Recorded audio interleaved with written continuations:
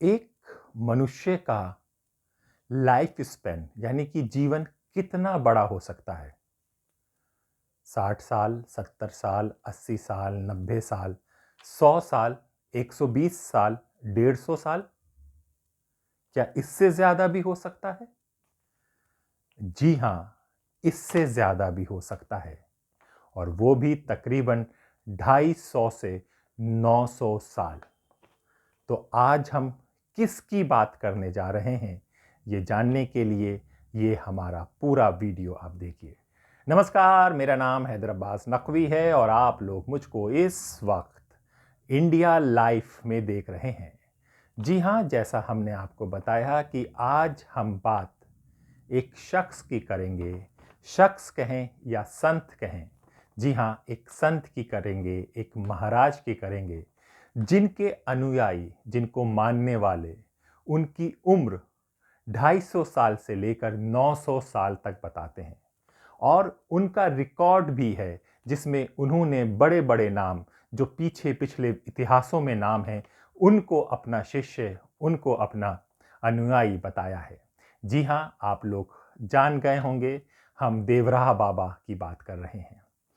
इनका जन्म कब हुआ, इसका कोई प्रमाण नहीं है। कहाँ हुआ, इसकी कोई खबर नहीं है। किससे हुआ, कौन इनके परिवार के लोग हैं, इसके बारे में कोई नहीं जानता। जो जानते हैं तो वो इनके चमत्कार जानते हैं, इनके आशीर्वाद जानते हैं, और ये जानते हैं कि इनके दरबार में, इनके पास जो भी आया, जी हाँ, जो भी आया, राजा से लेके रंक तक सबकी मुरादें इन्होंने पूरी की। और इसके प्रमाण हैं, इसके लोग हैं, इसके सबूत हैं, जो आज भी इतिहास में दर्ज हैं और आप लोग उसको जान सकते हैं। जी हाँ, ये जो देवराहा बाबा हैं, ये एक देवरिया जगह है, उत्तर प्रदेश में ज़िला है। उसी ज़िले का एक कस्बा है सेलमपुर, और सेलमपुर के पास मईल। वहाँ पर इन्होंने सरोई नदी के पास एक अपना मचान बनाया है, 12 फुट ऊंचा। जी हाँ, सरोई नदी के पास मचान बनाया है 12 फुट ऊंचा। इस जगह की मैं एक और बात आपको बता दूं, यहाँ पर भगवान विष्णु ने अपने 7वें अवतार श्री राम को शरीर त्याग के वैकुंठ की यात्रा की थी। तो ये श्री राम की एक भूमि है, और यहाँ पर ये श्री राम के भक्त हैं देवराहा बाबा। तो यहाँ पर इन्होंने एक मचान बनाया और यहाँ पर आकर ये रहने लगे। फिर भीड़ जुटने लगी, और फिर लोगों की जो मुरादें थीं वो सब पूरी होने लगी, और इतिहास में इनका नाम दर्ज होता गया कि देवराहा बाबा, जिनसे जो भी कोई मांगने आता है, जो भी इनके द्वार पे आता है, उनकी मनोकामनाएं पूरी हो जाती हैं। और इनमें पहले इनकी जो खासियत है वो हम आपको बता दें, फिर इनसे मिलने कौन कौन लोग आए और उनकी क्या क्या मुरादें पूरी हुई, जो इतिहास में दर्ज हैं, यानी कि प्रमाण हैं आपके पास, कोई ऐसी हवा की बातें नहीं हैं। ये तो पहले हम आपको बता दें कि इनकी खासियत थी कि ये जानवरों और पेड़ों, यानी कि इंसानों से तो इंसान बात करता है, लेकिन ये जानवर और पेड़ों से भी बात कर लेते थे, और उनकी तकलीफ और उनकी समस्याओं को भी सुलझा देते थे। एक किस्सा है कि मेला लगा हुआ था, कुंभ का मेला लगा हुआ था, वहां पर एक हाथी पागल हो जाता है। हाथी जब पागल हो जाता है तो वो लोगों को रौंद रहा होता है, तो उसको प्रशासन गोली मारने का आदेश देते हैं। लेकिन कुंभ में जीव की हत्या करने के लिए जिस अधिकारी को ये काम सौंपा गया था, वो बहुत घबरा रहा था कि कुंभ का मेला है और मैं किसी जीव की हत्या कर दूं, ये कैसे होगा। इसी समस्या को लेकर वो बाबा के दरबार पे जाता है। बाबा के दरबार में जैसे ही बैठता है तो उसको बोलने की ज़रूरत नहीं पड़ती, बाबा वहीं से कह देते हैं, मैं समझ गया तेरी समस्या, ये ले प्रसाद शहद और जाकर हाथी को खिला दे। वो घबराता है कि पागल हाथी को मैं कैसे ये प्रसाद खिला दूं। उन्होंने कहा कि तू जाकर खिला दे, उसे पता है कि ये प्रसाद कहाँ से आया है, वो खा लेगा। बड़ा डरता डरता वो जाता है। हाथी बेकाबू घूम रहा होता है। वो हाथ में प्रसाद दिखाता है। हाथी चुपचाप वहाँ पर आता है, प्रसाद को लेता है, और ये सबके आँखों के सामने हो रहा है, सबके दृश्य ये पूरा सबके सामने हो रहा है, पूरा मजमा गमा है। पागल हाथी काबू में आके प्रसाद लेता है, प्रसाद को जैसे ही ग्रहण करता है और शांति से जो अब तक आतंक मचा रखा था, हुड़दंग जिस हाथी ने मचा रखा था, वो हाथी चुपचाप जाकर वहाँ से जंगलों में चला जाता है और कुंभ का मेला शांति प्रिय होता है। ये एक वाक्य है। दूसरा वाक्य ये है कि जिस सरोई नदी के पास हमने बताया कि जहाँ पे इनका मचान था, जहाँ पर ये बैठते थे, उसी के पास में शाम का समय था, एक बालक खेल रहा था। और जब ये बालक खेल रहा था तो इसका ये घूम रहा था, खेल रहा था, खेलते खेलते इसका एक चीज़ में पैर पड़ता है और इसकी चीख निकलती है। चीख निकलते ही ये वहीं पर नीला होने लगता है, पूरा गांव आ जाता है और देखा जाता है कि ये काले नाग ने इसको डस लिया है। लोग आते हैं, इकट्ठा होते हैं और उठा के घर पे लेके जाते हैं, कुछ वैद्य को बुलाते हैं, लेकिन कुछ नहीं होता और ये बच्चा दम तोड़ देता है।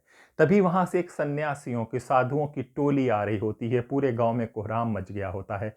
तो वो कहते हैं क्या हुआ, तो बताया जाता है कि इस तरह से इस बच्चे को सांप ने काट दिया। अभी तो इस बच्चे ने अपना जीवन भी पूरा नहीं जिया था, अब कैसे होगा, माँ बाप का बेहाल है। तो उन्होंने कहा कि तुम इतनी अच्छी जगह पर रहते हो, सरई नदी के पास देवराहा बाबा हैं, आओ चलते हैं उनके पास। बच्चे की लाश को लेकर पूरा मजमा वहाँ पर जाता है।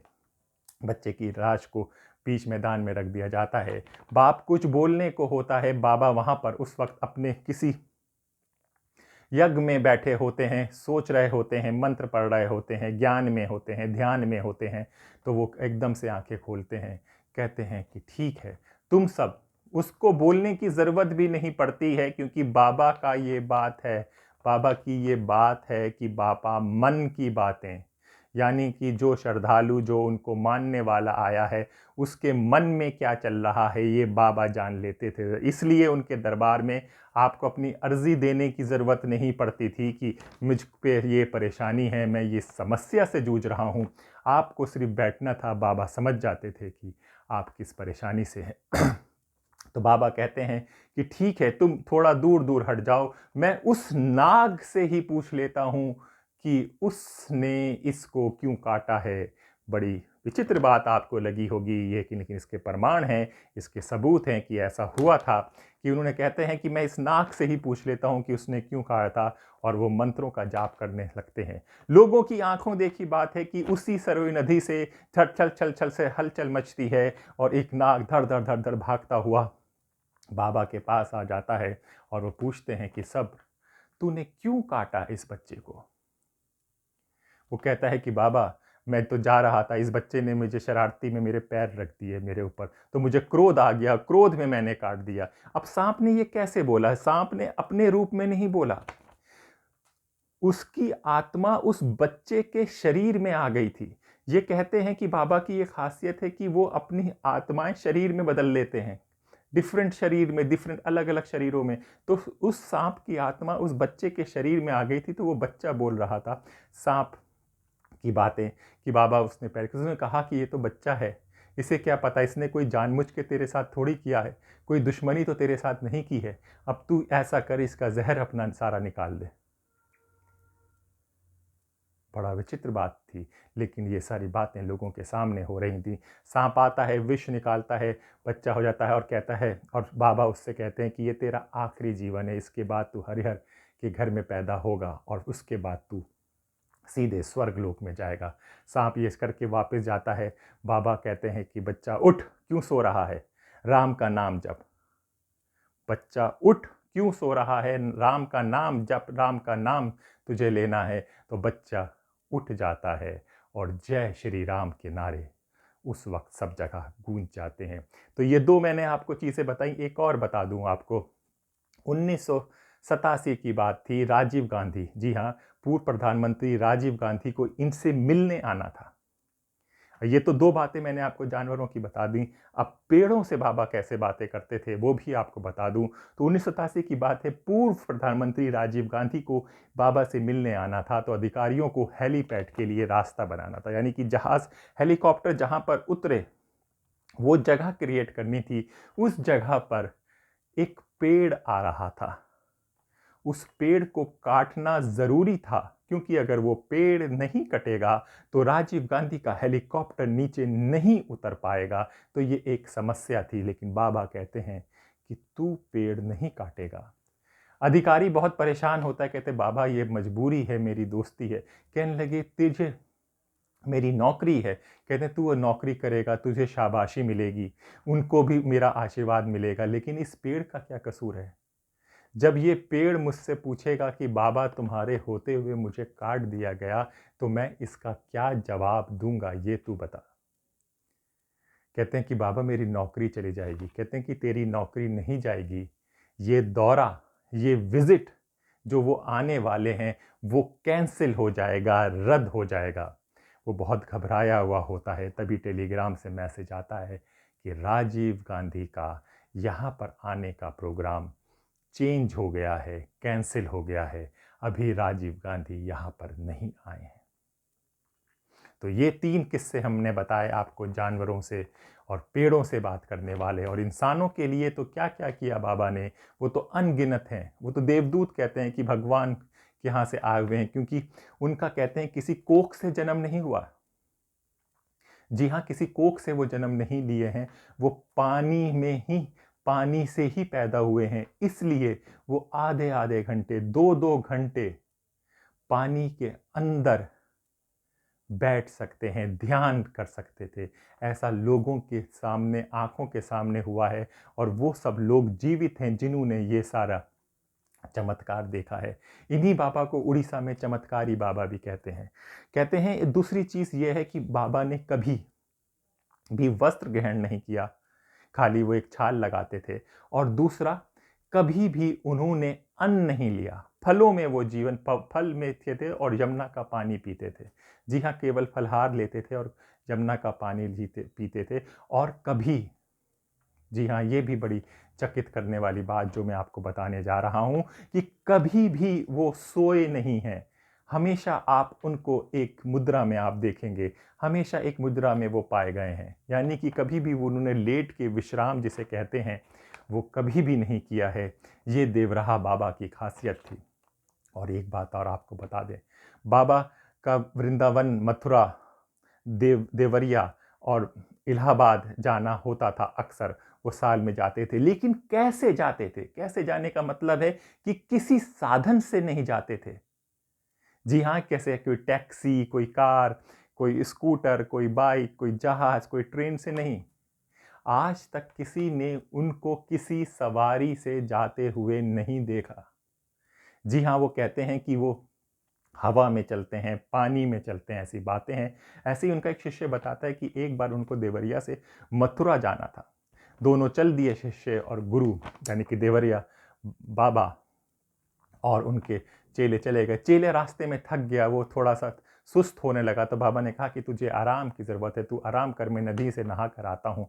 वो आराम करता है, नींद लगती है। अब नींद उसकी खुलती है तो उसे दिखता है बाबा कहीं नहीं है। वो जल्दी जल्दी झटपट से गाड़ी करता है, गाड़ी करके वो मथुरा की तरफ जाता है। तो जैसे ही वो मथुरा के पास पहुँचता है तो पीछे से आवाज़ आती है, ए बालक कहाँ चला जा रहा है? वो पीछे मुड़ते तो पीछे देवरिया बाबा होते हैं। वो कैसे पहुँचे, किस तरह से पहुँचे, कहाँ से पहुँचे, ये अपने आप में आज भी पहेली है। ये तो कुछ उनकी बातें हो गई हैं। ये शायद आप लोग कह सकते हैं कल्पना थी, सोच थी, लेकिन ये सब प्रमाणित हैं, ये सब मौजूद हैं। वो जो लोग आपको ये सारी बातें बता देंगे, क्योंकि इनकी मृत्यु को ज़्यादा वक्त पहले नहीं हुई है। 19 जून 1990 मंगलवार के दिन इनकी मृत्यु हुई थी। और मृत्यु भी जब हुई, जब इन्होंने अपना शरीर त्यागा, तो उस वक्त कहते हैं कि दिन में ही अंधेरा हो गया था। पक्षी बोलने लगे थे, तेज से बारिश हो रही थी, और इनकी आत्मा इनका शरीर छोड़कर चली जाती है और इनको जल में समाधि दी जाती है। तो ये था बाबा का। और कुछ अब आपको ऐतिहासिक बातें बता दें जो सबूत और प्रमाणित के साथ है। 1987 का दौर था। एक रशियन रिपोर्टर तब यूएसएसआर होता था। तो वो आता है तो वो पूछता है कि बाबा के रशिया के क्या हालात होंगे। तो वो कहते हैं कि अगले साल तेरा राष्ट्रपति भारत आएगा और उसके कुछ साल बाद रशिया का विभाजन हो जाएगा। ये बात थी, सब उसके चेहरे पे मुस्कुराहट होती है। लेकिन 1988 में मिखाइल गोर्बाचोव आते हैं और 1992 में आप सबको पता है कि यूएसएसआर के टुकड़े हो जाते हैं। तो ये एक बात थी। दूसरा, इनसे मिलने सब लोग आए हैं, कोई ऐसा छूटा नहीं है। भारतीय राजनीति का तो छोड़िए, जो विदेश में थे जॉर्ज फिफ्थ भी 1911 में इनसे मिलने आए हैं। इसका बयान खुद हमारे जो मंत्री हैं राजनाथ सिंह, उन्होंने संसद में दिया था। जी हाँ, संसद में कहा था कि वो ऐसे बाबा हैं जिनसे मिलने जॉर्ज फिफ्थ भी आए थे। इन बाबा से जब बात हुई, एक इनका इंटरव्यू था, तो इन्होंने कहा कि इनके अनुयायी, इनको मानने वाले, आप जानते हैं कहाँ से शुरू हुए हैं? जो उनके मुंह से खुद ही निकला, मोतीलाल नेहरू, जवाहरलाल नेहरू, यानी कि जवाहरलाल नेहरू के फादर मोतीलाल नेहरू भी इनको मानते थे। इंदिरा गांधी, बूटा सिंह, मुलायम सिंह यादव, लालू प्रसाद यादव, राजीव गांधी, सोनिया गांधी, सब लोग हैं। एक बार कहते हैं कि 1977 की जब इमरजेंसी सोनिया गांधी लगाई थी तो वो हार गई थी चुनाव।